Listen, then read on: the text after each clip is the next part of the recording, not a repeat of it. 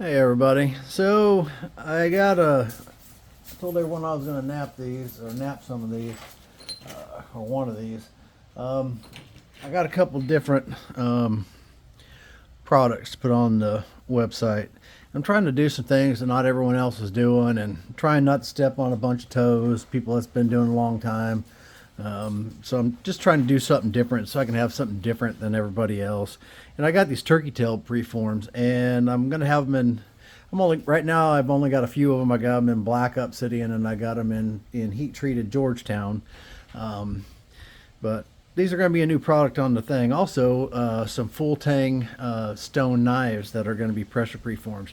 Now, this particular one, I broke the tail when I was cutting it, so it took a chip out of there. So this isn't one that I would send out. So I'm gonna go ahead and nap this one. I was gonna do a Georgetown one, but I think I'm gonna go ahead and do this one because it just beat up. So let's do that. Maybe, except for I dropped my stuff already. Now when I'm doing pressure slabs, you can obviously whatever your technique is, just use that. But I need to get a smaller piece here. But I do a grind over flake, and if you're watching my videos, you've seen that in other videos. Basically, I take my first pass and clear the face completely, and then I grind it, bevel the edge, kind of blend it in, and then I do my final flaking. And that's how I like to work slabs. But you can do it however makes you happy. So I actually haven't napped anything in several days. I was trying to get orders together for the indirect sticks and pressure preforms and all that kind of stuff. I didn't have the website set right, and I'm still not 100% sure that I do. But it was, I guess, allowed to continue taking orders when you run out of inventory, and I didn't know that. And I have ran out of indirect sticks multiple times now, and I've sold mine, my personal one, several times. Look at that pattern right there, man! Oh man, that's gorgeous.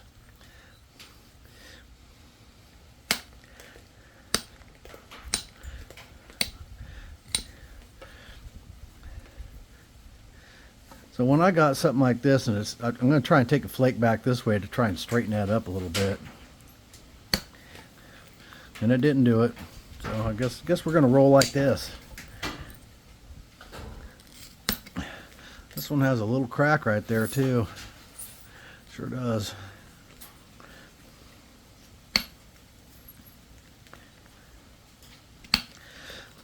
So I'm napping the reject. Like I said, it had a broken tail and stuff, and it has that little crack right there, which may come back to haunt me here. Maybe starting this over again.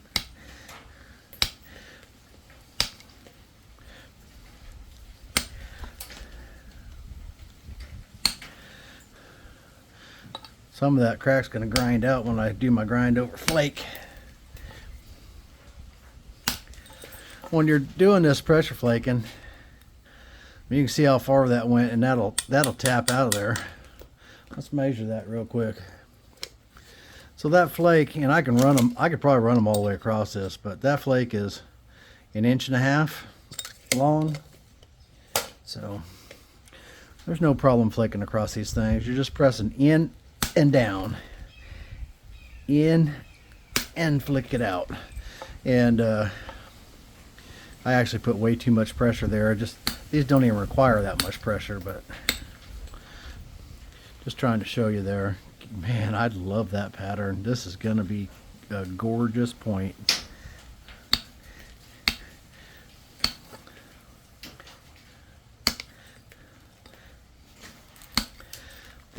All these and those knives that I was talking about, the full tang knives, stone tang knives, will be they'll all be 3/8 of an inch.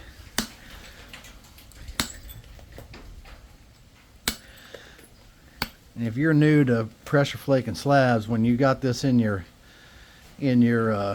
hand here, you're not putting any pressure. You're just literally setting this in there, and it's just holding it there, just cradling it there. If you put pressure with this hand, you probably break your piece, depending on the piece. This stuff's got some strength to it because it's 3/8. It does have this crack here. I hope we don't lose this whole corner here. But all right, I'm gonna go grind this, and I'll be right back. I have a video that shows the grinding part. I'm not going to show that on this video, but I will put a link in the description to the video that shows the grinding, how I do the grinding. It shows all of it. So I'll be right back.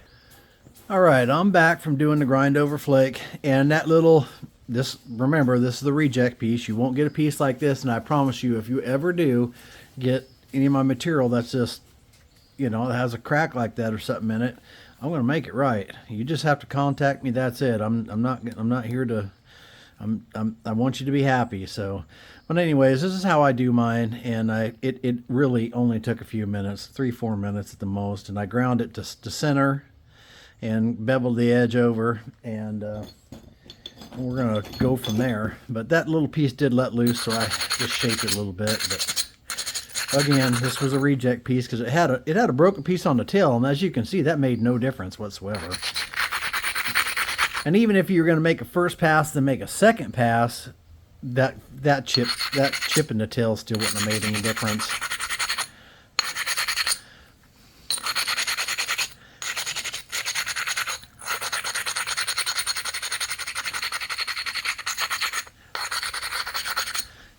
I like stiffening up that edge some. Not too much, but some. And then we're just gonna flake her out here.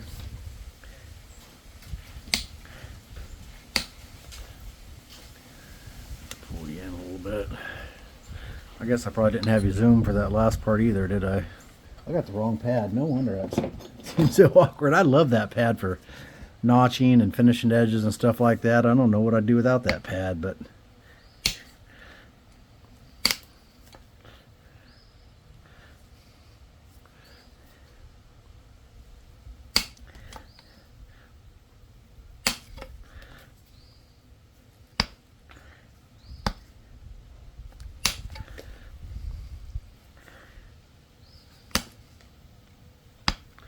come on now. All we're doing is just throwing a little flake in there. Just flake in that bevel. Still a little bit of that crack there left. Just a tad.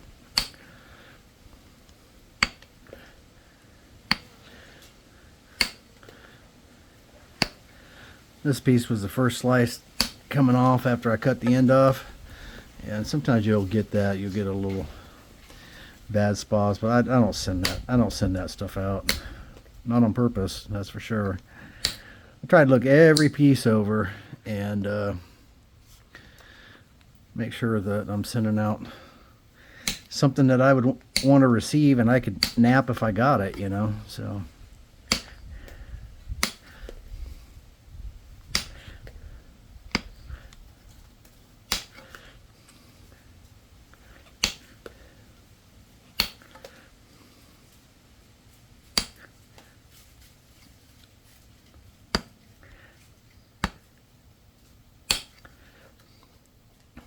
dang, that's going to be pretty.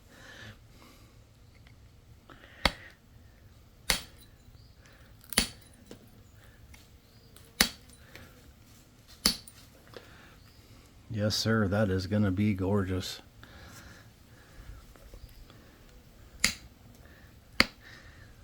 And actually, the Georgetown ones, I've got a few of them that are in the cooker right now. Won't have any till they come out, but probably by the time you see this, they'll be out. And if I do drop it today, they'll be out tomorrow, so.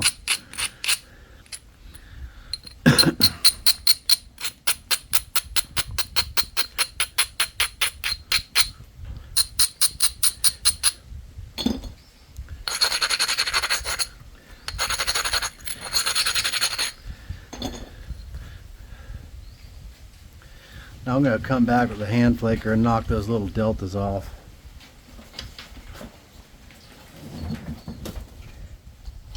At least that's my plan.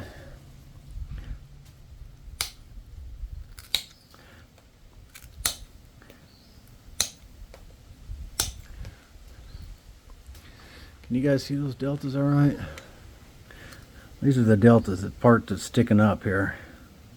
I'm just going to flip them off there. Just like that.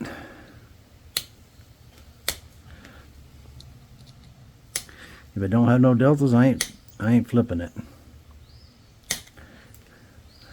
By doing the flake over grind, which I don't know if people were doing that before or not, but it's just how I know that I didn't see it anywhere. When I was doing a lot of slabs, I was trying to figure out the best way to make it happen, and I really like the big boulder flakes, you know. I really like that. That will pick off there, I'm sure of it. If you can't, those should pick off there, but when you're done with these obsidian points like that, if you got some little fingernail hinges, those are picking off. I think I can get those off. Just wipe it down with a little bit of oil. It'll camouflage those for you. I mean, of course you try not to get them, but they happen. Or if you don't mind them, then just leave them in there. I don't know.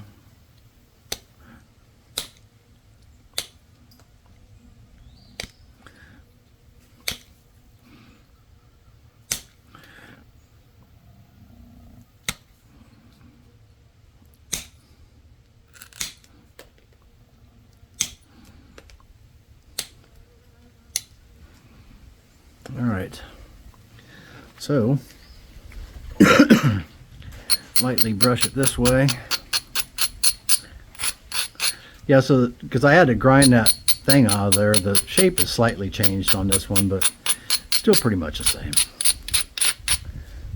Lost a little bit of size.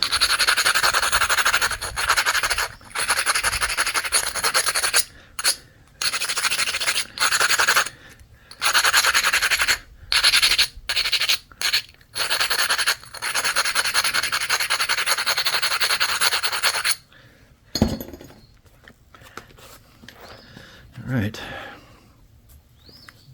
I probably don't even need this big flaker for this, but be careful around your tip, obviously. I should have been more careful than I just was. I got a little mess there to clean up now.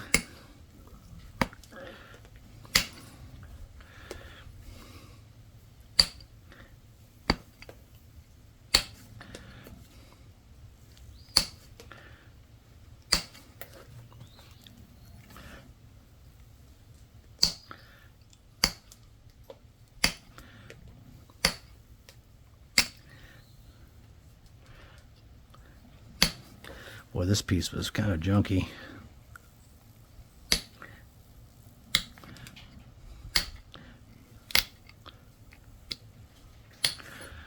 Considering it was kind of junky, it's turning out all right.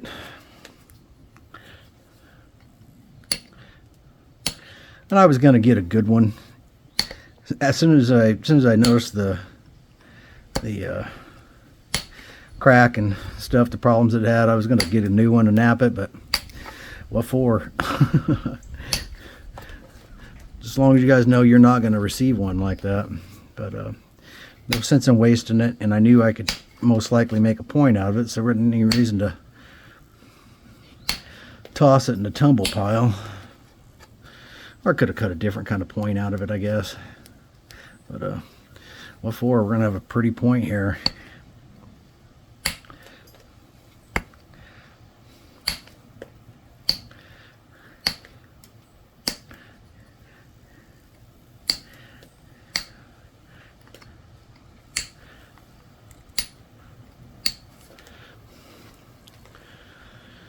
Yes, sir. That's beautiful.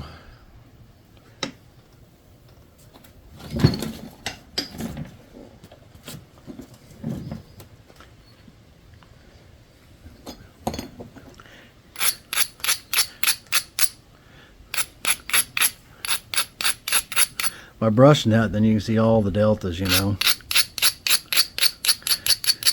And it stiffens those up a little bit so they don't just crush when you're trying to pick them off there. And the braiders just running on top of all those that we're fixing to pop off there.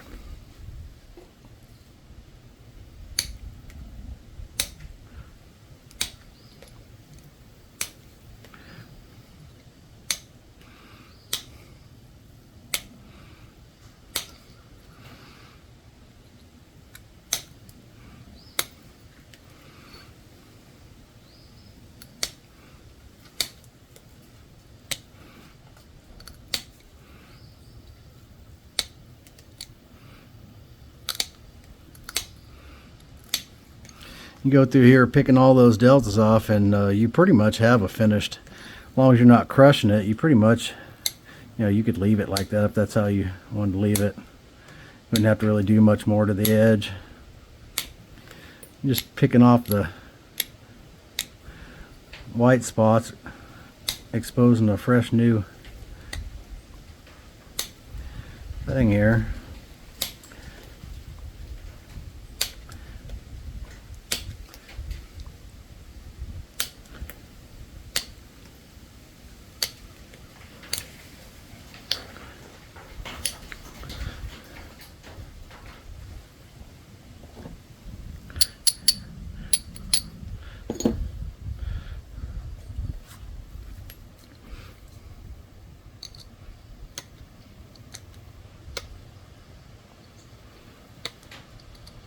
Slippery, can't get on it.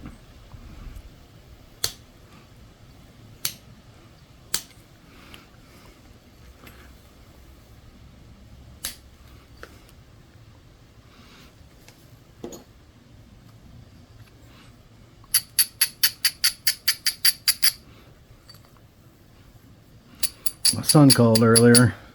He's out deer hunting, and it's crazy how it is these days. You used to have to go drive all the way to the fishing game, and they had offices all over the place. At least where in Alaska they did. You had to go to the fishing game, get tags and all that kind of stuff. And here you just do it online. Everything's online. You got a whole profile and everything else, and all your tags are on there, which is kind of convenient. But he was climbing up in his deer stand. One deer walked in, he shot it, and turned around. There's another deer standing there, shot it. He's bow hunting, and sat there in his deer stand, bought more deer tags, and kept on hunting. So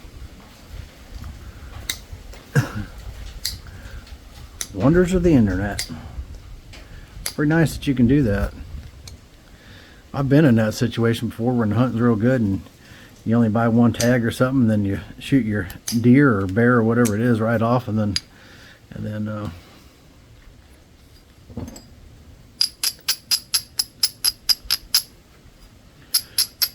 and you can't, you see something else, you can't shoot it because you ain't got no tag.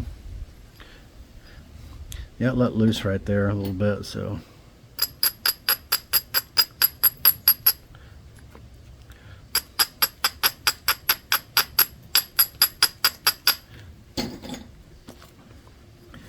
Yeah, this one's a little out of shape because of cracks we encountered, but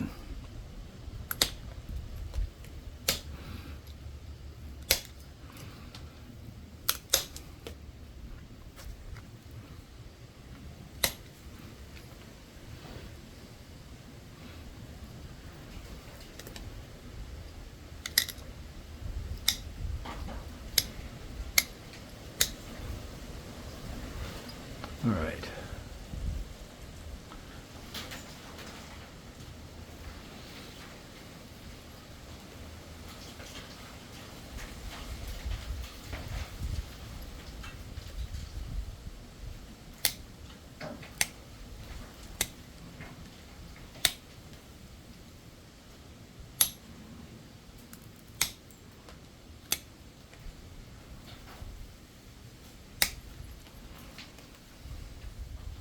Thing's not even a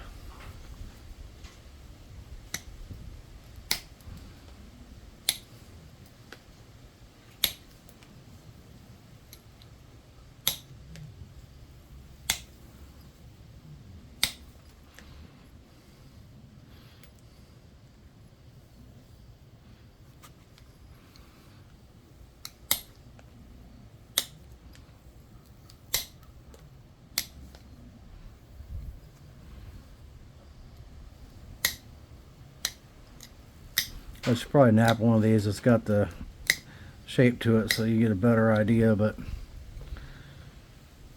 not sure that I will or not.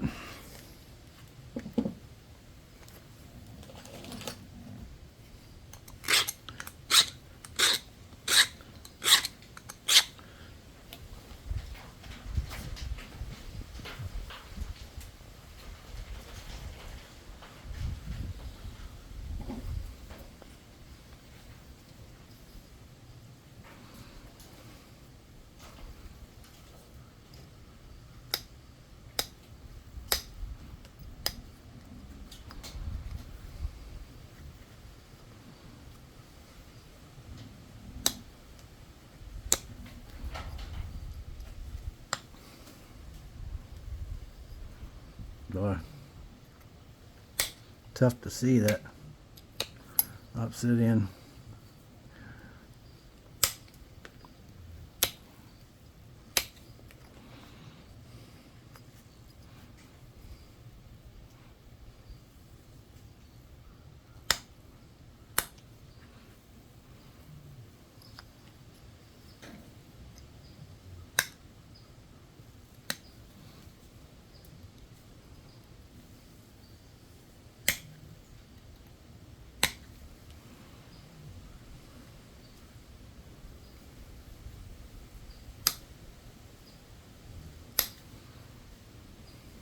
Man, I can't make up my mind where I'm going in with this one, I guess.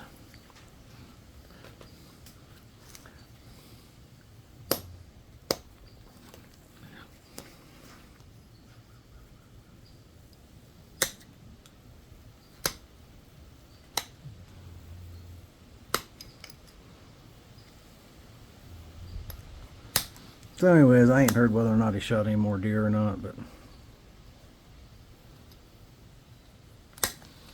maybe they're just packing them out. I'm not sure.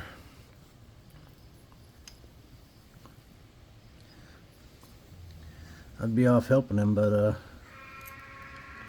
my current situation, I can't drag a deer. So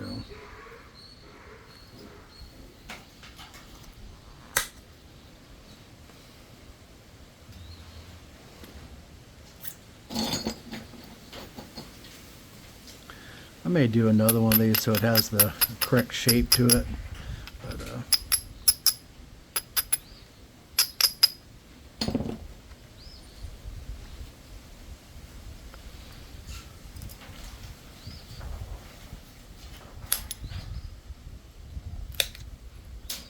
sorry, I'm bleeding all over the place. It tends to happen when I'm working on obsidian.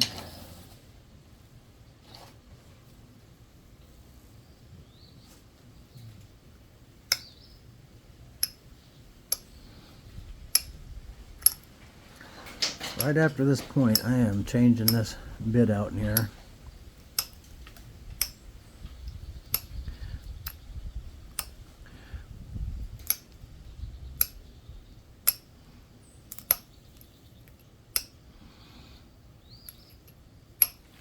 All I'm doing here is flipping off little deltas,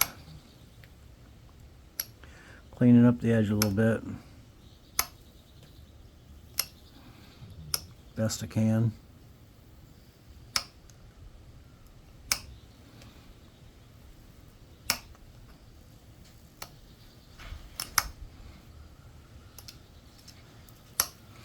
And trying not to crush anything.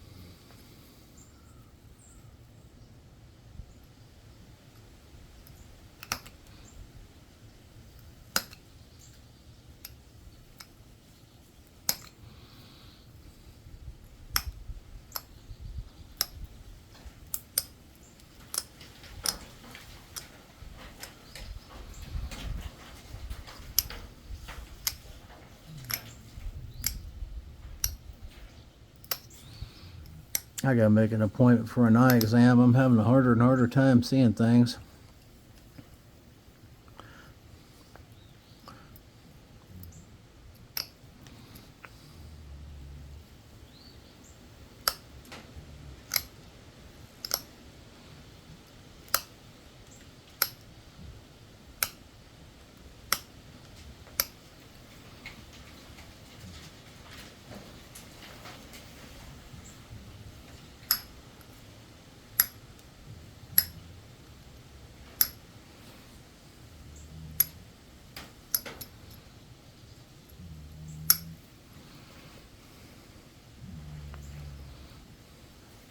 Covered in obsidian.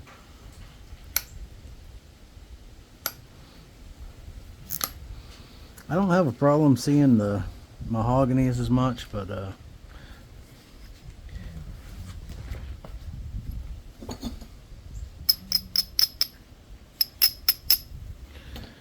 right, well that's it. That is our little preformed turkey tail. Now this, like I said, this was a reject one, so we lost a big part. It's going to be wider than this, right? Because we lost quite a bit of the side when that piece broke out of there. I would say probably that much width, something like that is what we lost. But there's a little turkey tail. Didn't take all that long. You can do one in about 30 minutes or so. But anyways, there's our little turkey tail. And she's pretty. Ain't nothing wrong with that. But the shape will be a little bit different on the ones that you're making, so we lost a bit, but you're going to lose a little bit, but some of the wide shoulders is what is missing off of this one, which we lost when that thing splintered. But that's them. Hope you guys enjoy them, and they'll be on the website, flintknappingtraditions.com, and there'll be well, I think in my profile there's a link there to go to the website, but these will be available if y'all are interested. Y'all have a great day, and we'll see you next time. Keep napping.